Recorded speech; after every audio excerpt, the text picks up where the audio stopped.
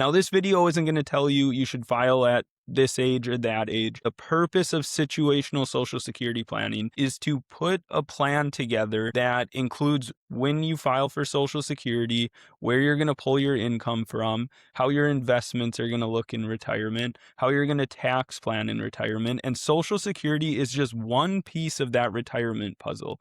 That's why it is situational. It depends on what matters to you. Real quick, just want to touch on when you can file for Social Security and how that works. You can file anytime from ages 62 until 70 for your benefits. If you were born after 1960, your full retirement age, or FRA, is 67. So if you file at 62, you get 70% of your monthly FRA, or the benefit that you're promised at 67. You'll see that on your Social Security statement. If you wait all the way until 70, you get 124% of your benefit that you're promised at age 67. And anywhere in between that, there's a formula that calculates it. But just to give you an idea, if you file as early as possible, you get a 30% less paycheck. If you file as late as possible, you get a 24% increase on your monthly check. And so the trade-off is very simple. Filing early means more checks over your lifetime at a smaller amount.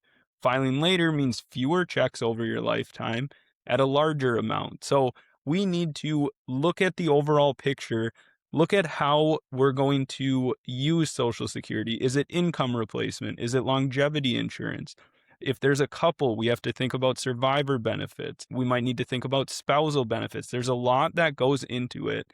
And so you need to understand those options and how that relates to you. I've helped a lot of people retire and think about when they should file for Social Security and actually file for Social Security while implementing that into their overall retirement plan. Here are 3 stories that I wanted to share to you to drive home the point of situational Social Security, why one person's decision is going to be different than another person's.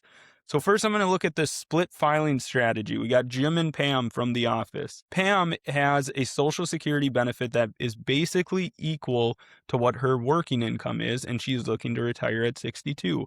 So we ended up looking at her benefit as income replacement. She retired, she turned on Social Security. Her income essentially stayed the same. Now, when we're looking at their overall picture, Jim has a much bigger benefit. His bigger benefit grows more by delaying past 62. So he is more likely going to delay his benefit to at least 67, and then we're going to reevaluate if it makes sense at 68, 69, 70. And the reason is that the bigger Social Security benefit, so Jim's Social Security benefit, is going to stay with the surviving spouse. So if Jim were to pass away, Pam would get the increased benefit that Jim has. So in one case, Pam, we're looking at income replacement. In another case, Jim, we're looking at longevity insurance. If both of them live a long time, that bigger check for Jim is going to be beneficial to both of them. If either one of them were to pass away, that delayed benefit is going to stick with that surviving spouse. Story number 2, we're going to talk about Creed. And I'm using Creed from The Office as an example. He ended up delaying benefits until 70. So what went into that decision? When we looked at Creed's situation, he is very excited to retire at the age of 65. He wants to travel the world. He wants to participate in pickleball tournaments, go to golf tournaments, see his grandchildren. He has a lot of plans, and he wants to really enjoy his life from 65 to 75. He feels that around 75, he'll probably slow down, not do so much traveling, not do so much spending. He had a retirement nest egg. He had a pension that had an inflation adjustment, and he had his Social Security benefits. His biggest fear, he did not want to get to a point where he wasn't able to accommodate his basic needs that he needed later in life, especially if he had longevity. So what we did is we put a plan together so that his essential expenses were going to be covered by Social Security and the pension. So we timed the pension and we timed Social Security so that his basic expenses were going to be covered, and that allowed him to have the peace of mind to spend his retirement assets, not all of it, of course. We had some saved for, long-term care needs, anything big that might come up. He is going to have his basic needs covered. It's going to be floored with the pension and the Social Security. And the third story, this is spousal benefits. So this is Michael and Holly.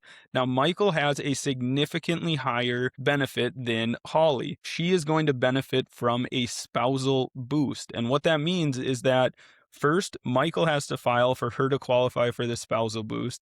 And then when she files, she is going to get a spousal boost so that her benefit is 50% of what Michael's benefit at the age 67 is. So when we put the math together, looked at their overall plan, they're both similar in age.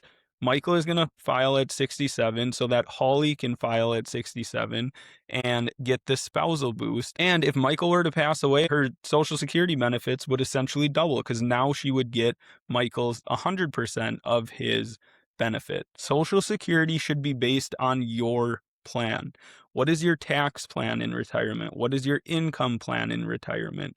What are your legacy goals? That might be a consideration. What is your expected longevity? Now, my name is Conor Jonasson. I help people do exactly that. Put the overall retirement picture together. That's what my company, Jonasson Retirement Solutions, is all about. If you're interested in that, please feel free to give us a call. And as always, money is a tool, knowledge is freedom, and planning is power.